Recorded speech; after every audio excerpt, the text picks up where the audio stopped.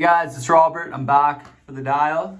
Today I will be showing you how I went from getting 12% on my midterms to getting 95% on my midterms in some of the hardest classes in commerce like accounting. So basically, I just wanted to start off and say, like, last year I was going through such a tough time with classes, relationships with my family, coaches, football, like everything. And the only thing I could do to kind of get rid of that pain was hang out with my now girlfriend Sydney and play football. And those two things are all I did.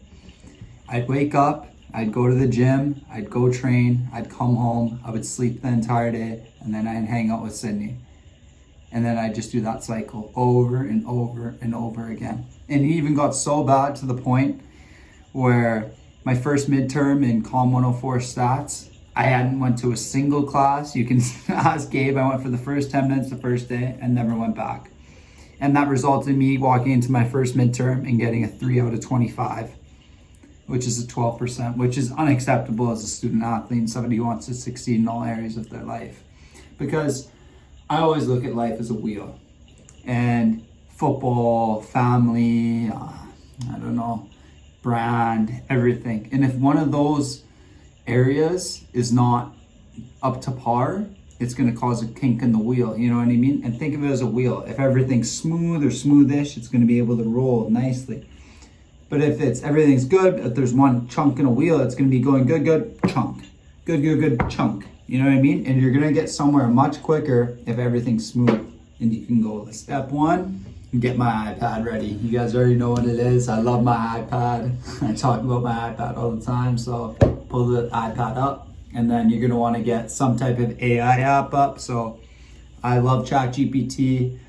It's the original. I think it's the GOAT, but you can use Gemini, any sort of stuff like that. So yeah, pull it up. So once you have your laptop, your iPad, whatever device you're using, you're going to look on the side there and you're going to see how I have a bunch. I have from avocado ripening tips to COM 349 to COM 346, all my classes.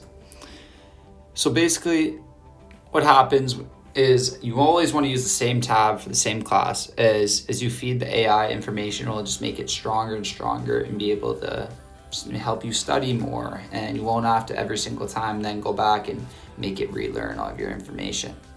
So now you've got your tab all set up, you're going to start feeding the AI your PowerPoints and class information. So I have 2 slideshows. I'm going to feed it the slideshow. Then it just details all the information in the slideshow and does this like with instantly. Gives you study questions. And then again, just to make it stronger and stronger, I'm going to give it chapter 2. And then you can see 4 stages of the process, like literally everything, guys. This like AI and technology is amazing. Again, chapter 3. And then I go down and do all the rest of the chapters.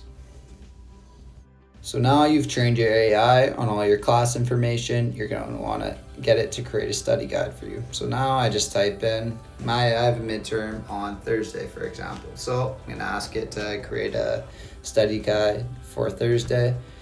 And from there, it's going to break down exactly when I should be reading, should I be doing active recall, should I be testing. It's super cool. Have a look.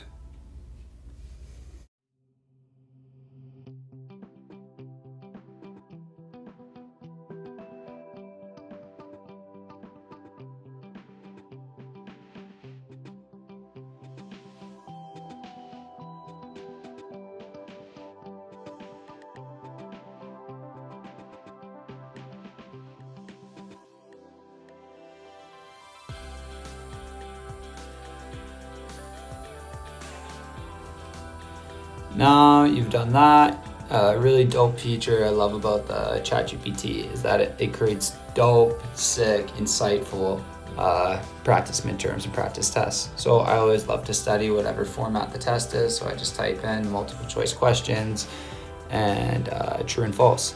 So then boom, straight away it uses all the information from all the slideshows and whatever information you input, and it creates those exact questions.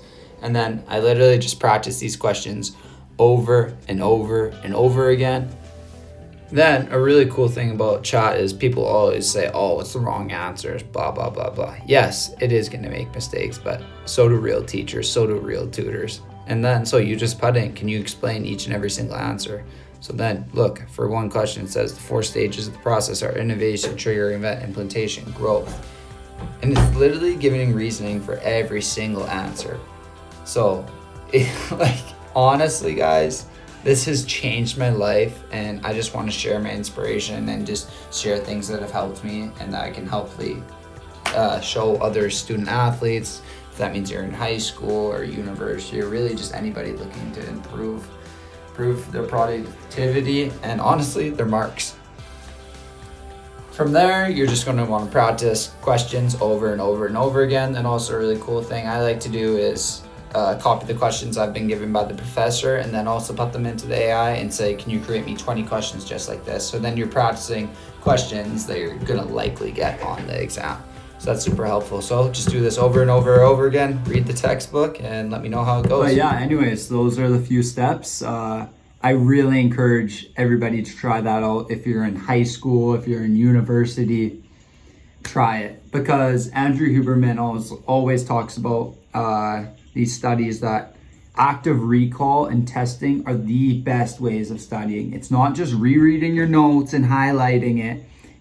It's testing yourself over and over and over again. Say it's like in football. The best way to test your abilities and train your abilities is to play in a match. It's not practice. Compare practice to reading. No, it's in a game. Game. Test. Use those parallels.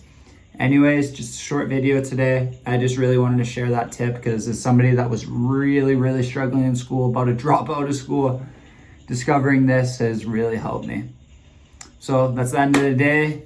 Gonna stretch, recover now, and then it'll be off to bed. And I'll see everybody tomorrow. Have a good night.